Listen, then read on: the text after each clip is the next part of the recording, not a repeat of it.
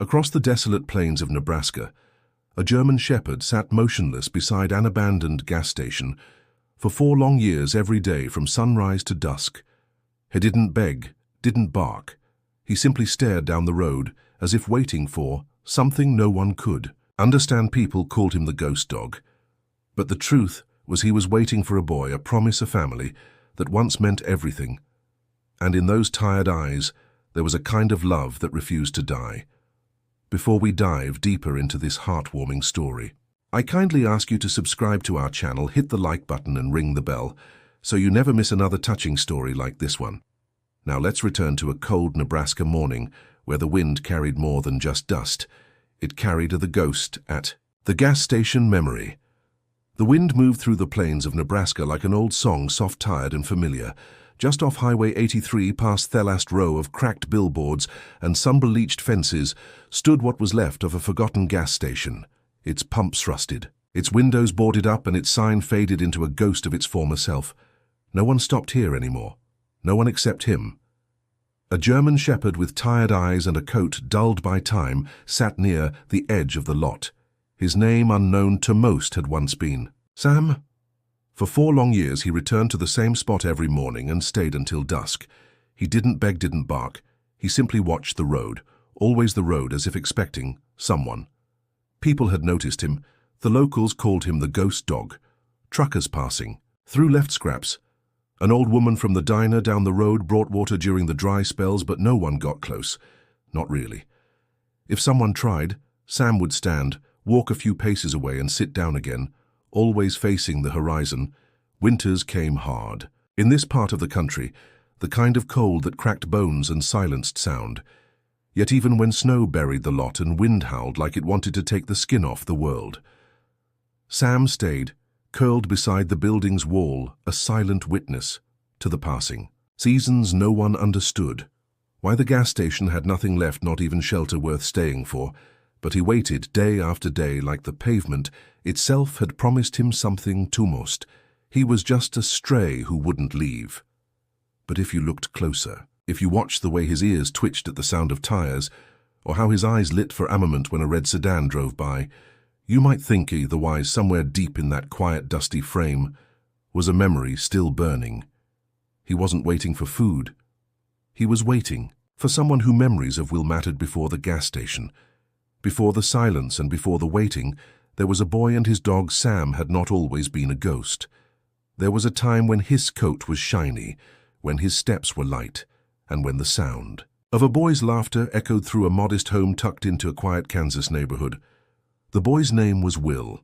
He had soft brown hair, eyes full of wonder, and a spirit that never sat still. From the moment Sam came home as a wriggling puppy in a cardboard box, the two were inseparable. Will named him. He fed him, trained him, even slept, curled up beside him on the floor when Sam cried at night. They grew together like twin branches of the same tree, chasing summer afternoon, sleeping through piles of autumn leaves, and racing across the backyard as if the world had no fences. Sam had been more than a pet. He had been a companion, a protector, a secret keeper. He knew when Will was happy, he knew when Will was scared, and Will in return trusted Sam more than anyone.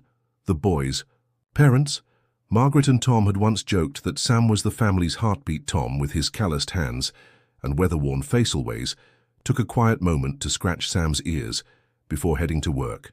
Margaret would leave a small corner of a toast for him every morning, her way of saying, "You're part of us." Then came the weekend that changed everything. It was early spring and the family had taken a short trip to visit Tom's brother in Nebraska. They packed the car with snacks, blankets, and Sam's favorite toy. Sam rode in the back seat beside Will, his head resting in the boy's lap, eyes half closed, content with the hum of the highway and the occasional scent drifting through the open window. The rain came suddenly, dark clouds rolling in like an uninvited guest. The temperature dropped. The road slickened.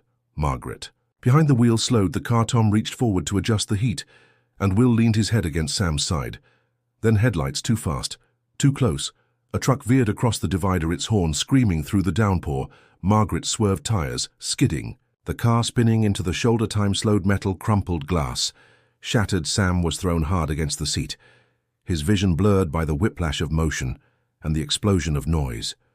When the car finally stopped, it was on its side, half off the road. Smoke rose in the air, the acrid bite of oil and burning wires. Voices shouted from somewhere urgent. Distant sirens followed their wails. Wallowed by the storm, Sam staggered too. His feet, dazed ears ringing. He could see, will blood on his forehead, unconscious, being. Lifted out of the wreck by strangers in reflective jackets.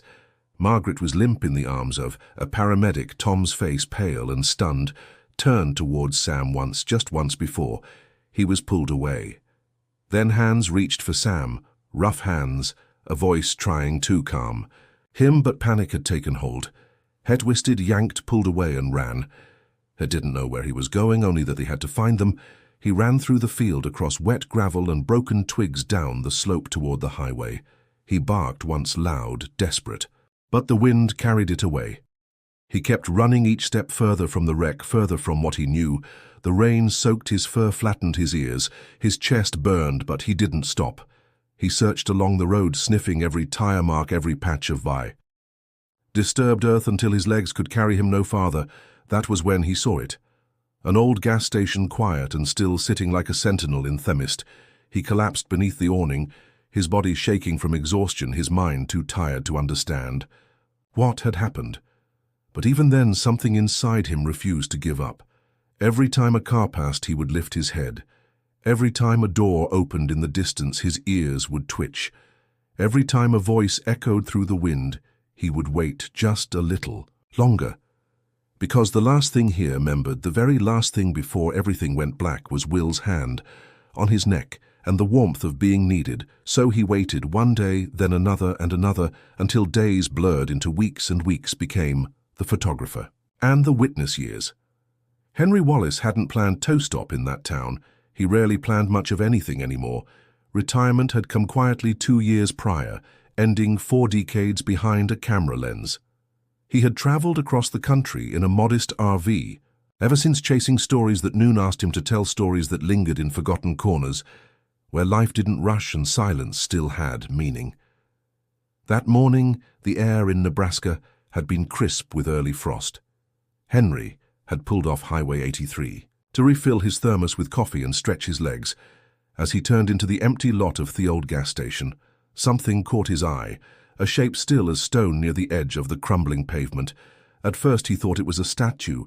The dog didn't move, didn't glance his way, just sat there, ears forward, eyes fixed on the long stretch of road, as if waiting for it to speak. His fur was coarse, flecked with dust and time, his posture, both proud and worn. There was something almost holy in his stillness. Henry stepped out of his RV slowly, not wanting to break whatever sacred thing he had stumbled upon. He stayed at a distance, observing the way he used to when capturing a war widow's grief, or the last light on a fisherman's face. His instincts whispered. This was not just a dog, this was a story. He raised his camera. An old Nikon, battered and familiar, and framed the shot. Click. The sound was quiet, but the dog's ears twitched. Still, he didn't move.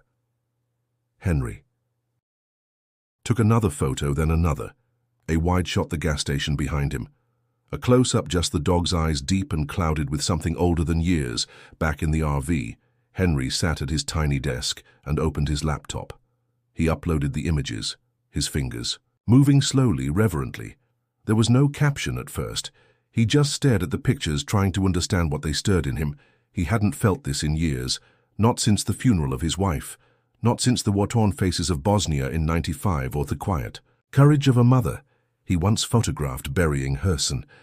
It was the ache of meaning, and it came unexpectedly from a German shepherd beside a gas station. Later that evening, with the dog still watching the road and the sky turning soft with dusk, Henry logged into his old photo blog. He hadn't used it in months, but the words came easily this time. He waits every day. Same spot for what or who? I don't know, but I've seen devotion before, and this is deeper than instinct. There's history in those eyes, pain. Maybe, but more than that, hope. The kind that doesn't fade no matter how long it waits. He uploaded 3 photos, gave the post a simple title, The Ghost by the Road. Then he closed his laptop and stepped outside, again watching as the first stars began to flicker through the fading light. The next morning, the blog had over 000 views by noon, 10,000 emails flooded his inbox. People asking where, asking who, asking how they could help. Animal rescue volunteers, local reporters, even a young woman from Oregon who swore she had seen the dog 4 years earlier near the site of a car crash. Henry didn't know what he had started. He only knew it was no longer just his story. That night he went back through the photos again. One image stopped him, Sam, mid-blink, as a red car passed behind him. For just a moment, Henry had captured something unguarded in the dog's face, a flicker of expectation. He wasn't just remembering, he was believing. Henry reached out to a local shelter with the photos and location. They said they'd been aware of the dog for years but had never been able to catch him. He refused to be captured, refused to be taken. He didn't act like a stray. He acted like he had somewhere to be. Henry nodded, even though no one was there to see. Of course, he did. He wasn't lost. He was loyal. The next day, a message came from a teenager in Kansas. The boy had seen the photo on social media, said it looked like the dog he'd lost in a crash 4 years ago. He said the dog's name was Sam. Echoes from the past. The sun was setting over Kansas when Will Everett saw the photo. He hadn't been looking for anything, just scrolling mindlessly through a friend's post, clicking past videos and news links and birthday announcements. But then it appeared, the image of a dog sitting beside a broken-down gas station, staring down an empty road. There was nothing extraordinary about the background, no filters or captions that screamed for attention. It was the eyes, even through the screen. Even after all those years, he knew, his breath caught in his chest. His fingers trembled slightly as he clicked the photo. It led to a blog post by someone named Henry Wallace. The man had written about a dog who waited every day at the same spot for 4 years. No leash, no collar, just loyalty and time. Will read the post 3 times before letting himself believe what his heart already knew. He opened the drawer beside his bed and pulled out an old photo, faded now, its corners curling. A boy 10 years old, his smile wide and lopsided, stood next to a young German shepherd with ears too big for his head. The dog was mid-jump, his mouth open in what could only be described as joy. Sam. That had been his name, and he hadn't said it out loud in years. Downstairs, Margaret was setting the table. The clatter of dishes and the soft hum of the radio filled the air. Will descended the steps slowly, holding the photo. Like it was a relic, he placed it gently on the counter. His mother turned, wiping her hands on a towel. Her ears fell on the picture, and for a moment she didn't breathe. "Where did you find that?" she asked, her voice barely more than a whisper. Will showed her the post. Margaret read every word with a hand over her mouth, her eyes growing glassy as she stared at the dog in the photographs. She didn't speak for a long time. Then softly, "He's still waiting." Tom came in from the garage, wiping grease from his hands. He looked at their faces, then the laptop screen. He said nothing. He only reached out, placed a calloused hand on his son's shoulder and nodded once. There had never been a funeral, no closure. After the accident, Sam had simply vanished. Emergency workers assumed he had run off injured or worse. They had searched for days, put up signs, called every shelter within 2 counties, but no one had found him until now. Margaret's voice broke the silence. "We're going." Tom didn't question it. Neither did Will. They packed within the hour, throwing overnight bags and a blanket. Into the back seat of the car, Margaret brought a tin of dog biscuits that had sat untouched in the pantry for years. It was almost midnight when they pulled out of the driveway, heading north across the state line into Nebraska. The road stretched ahead of them, long and dark. None of them slept. Every mile carried weight, each signpost a reminder of how far they'd come and how far he had waited. They crossed into Nebraska, under a sky full of stars. The road narrowed, then curved until the landscape flattened into golden fields, sleeping under moonlight. It was just past dawn when they turned onto the final stretch. Tom slowed the car. Thereat the edge of the old gas station lot sat a familiar figure, still watching. The car rolled to a stop. No one spoke. Margaret opened her door first. Her hands trembled as she stepped onto the gravel. Tom followed, slower, eyes locked on the dog ahead. Will climbed out last. Taller, now older, but in that moment just a boy again. Sam stood. His ears twitched. His body stiffened, caught between caution and instinct. Margaret called his name. Not loudly, just a whisper, carried by morning breeze. Sam didn't move. Then Will stepped forward. No sudden movement, just a quiet offering of presence. He reached into his pocket and pulled out a frayed old tennis ball, the last one they'd played with before the crash. He dropped it gently on the ground and waited. Sam's eyes flicked to the ball, then to the boy, then like something breaking free inside him.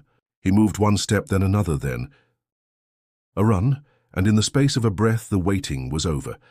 The moment Sam reached, the moment of return. Then something in the air shifted like the final note of a long-forgotten song, echoing back after years of silence. His paws kicked up small clouds of dust as he closed the space between memory and reality. When he reached Will, he didn't leap or bark. He simply pressed his head into the boy's chest and stood still. Will dropped to his knees, arms wrapped tightly around Sam's neck, holding him as if afraid. Hair might vanish again. The dog didn't flinch. He didn't pull away. He leaned in, eyes closed, his body melting into the embrace like rain, returning to the earth. Margaret knelt beside them, her hands trembling as she reached out to touch his fur. She whispered his name under her breath once, then again, as if saying it aloud might make it more real. Tom stood behind them, quiet and steady, his weathered face unreadable, except for the way his hand reached down to rest gently on Sam's back. They stayed that way for several minutes, no one rushing, no one speaking. There were no words large enough for a moment like that, only the sound of the wind, the distant hum of yearly traffic, and the quiet rhythm of Sam's breathing as he stood surrounded by the people he had never stopped waiting for. Eventually, Tom rose and opened the back door of the car. Will guided Sam gently inside. The dog moved with hesitation, pausing at the threshold, eyes scanning the interior like a soldier returning from war. But he stepped in. That small act, so simple, so ordinary, felt like a miracle. The ride home was silent.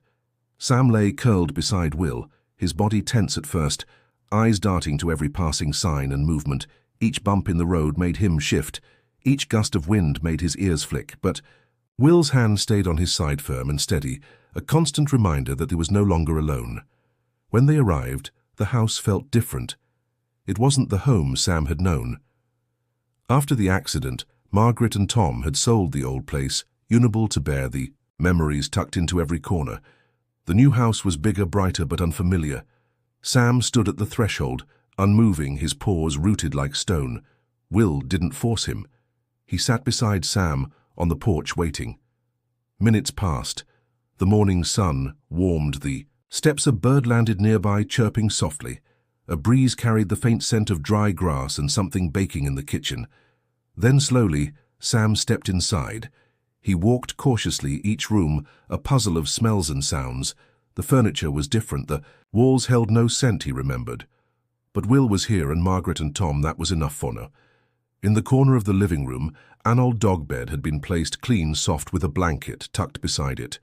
Will guided Sam toward it, sitting beside him as the dog sniffed and circled, but Sam didn't lie down. Instead, he moved toward the back door, curled in the corner beside it, and rested his head on his paws, still waiting. That night, Sam refused to eat. He paced the hallway. Ears alert, body tense. The sounds of the television startled him. A door creaking open made him jump. When Will reached out a hand, Sam lowered his head, not out of fear, but uncertainty. The next morning was the same, and the next, it wasn't rejection. It was caution born from 4 years of surviving.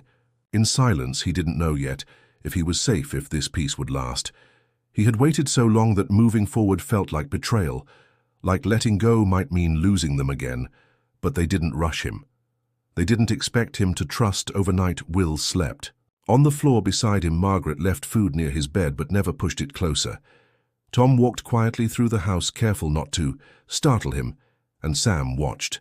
He watched the boy who'd grown taller, the woman who still spoke gently, the man who had never said much but now knelt every evening to whisper, "Good boy." Little by little, something softened. On the 7th night, just after midnight, Sam stood and walked to Will's bed. He paused. Then, with effort, he climbed up, curled at the foot, and let out a deep, tired sigh. Will stirred, half asleep, and reached down, his fingers finding Sam's fur. Neither of them moved again. Not until morning. The seasons turned gently, where love always waited after. That Sam never returned to the gas station. He never needed to. The horizon he had watched for so long now lived. Inside the Home where love had waited quietly like a light left on in the dark. Each morning he woke before the rest of the house, padding softly to the back door, not to leave but to sit and watch. The sunrise Will would often find him, their tail flicking once or twice as the light crept across the floor. Sometimes the boy sat beside him. No words needed. They had spent too long in silence to fear it. Now Sam ate again, slept again. He followed Will from room to room, not with urgency but with quiet assurance. Trust was no longer something fragile. It had taken root slowly, deeply. There were still moments, flashes of memory in the flick of his ears, when thunder rumbled or the way his body tensed when a door slammed, but they passed more quickly now, like distant shadows, instead of present threats. The neighborhood came to know him as the quiet dog with knowing eyes. He didn't chase balls or bark at squirrels. He simply watched, listened and stayed close, as if he understood that life wasn't measured by how loudly you loved, but how long you were willing to wait for it to return. One evening, as autumn brushed golden leaves across the yard, Sam laid beside Will on the porch. The boy leaned back against the railing, a book in his lap, his hand resting on Sam's back. The wind was soft, the light warm, and the house behind them glowed with quiet life. And in that stillness, something settled. Sam had come home, not just in body, but in spirit. He had waited through storm and silence, fear and fading hope, and in the end, he had not been forgotten. He had been found. Because love, real love, does not vanish, it remembers and it waits.